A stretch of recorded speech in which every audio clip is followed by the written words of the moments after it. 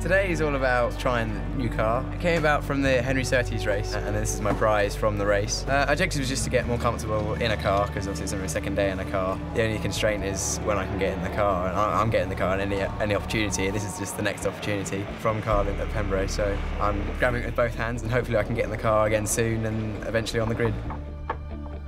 Essentially, it's a prize test for the Henry Surtees kart event, but it's about finding new talent, drivers coming through, drivers like Piers, who have shown extreme talent at the karting event last year. And it's an opportunity to come out and try the MSA Formula 4 cars to evaluate how they might do in the championship as a whole.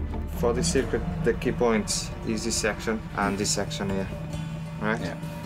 Any questions? Not really. Good. Well, we'll go out and do this first session and then see how things go.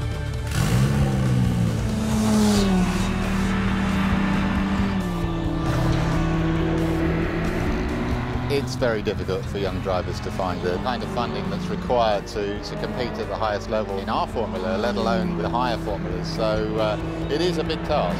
One of the reasons why we support this prize is it's important to give the drivers a platform, if you like, that haven't got the funding, so that they can possibly go out and try and find that additional funding. That was good. That was good. Yeah, that was really good fun. Excellent. Good. It just took a while to get used to everything, how it works, and the paddles as well was a bit to start with. I was like, yeah, well, that's, you know, we've got plenty of time. It's good that you just ease into it and speed it up as the day goes on. The Formula 4 Championship is a very level playing field. The cars are very equally matched, so the drivers are what makes the difference. So it's very important for us to have a good driver in the car, and Piers fits that bill.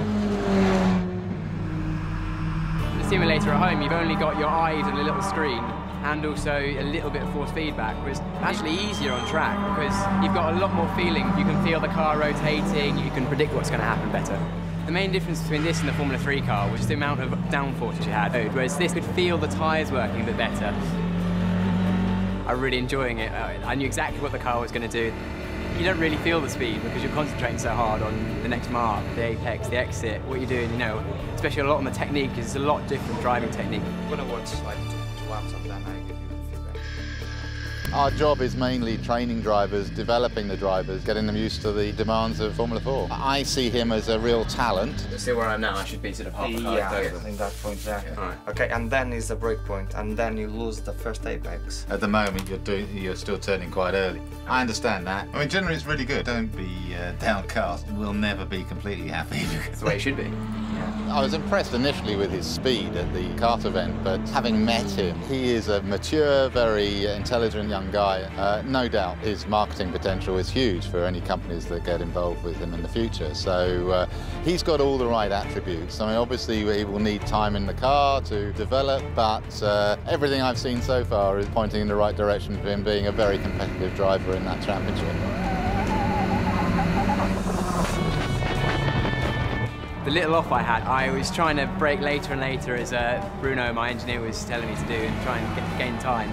I broke just a bit too late and locked the inside wheel, which was too fast at the corner. I thought I was going to hit the barrier, so I had to turn sharp right and went across the grass. You should get paid for cutting the grass, shouldn't you? Give him a new toy and he'll break it. Simple as that. There's some grass that's got in the radiators, so it's got a bit hot and then burst the pipe by the looks of it, I think. I hope I haven't damaged anything. He seems to be doing all right. It's not bad considering he's never sat in that car before, but he's never even seen this circuit, except when he was a baby when we dragged him here to see the oval racing. I'm really happy with what I did today, and it was so much fun and a great experience. He's had time to get confident with the car, and he's put in a very impressive time. It puts him pretty close to the sort of pace we're looking for in championship mode. We think we're about a second off. For someone in the car for the first time at a circuit that he doesn't know either is very, very impressive. From the sort of information and feedback that we've had from Piers during the day, we'd find that second fairly quickly. So, yeah, very impressed. Very impressed indeed. The next step is trying to find some sponsorship or funding to race this full time. I mean, I'm almost on the pace already in one day, and I think if I get the budget to race it, even if I don't get a huge amount, just enough to race, then I reckon I could do pretty well.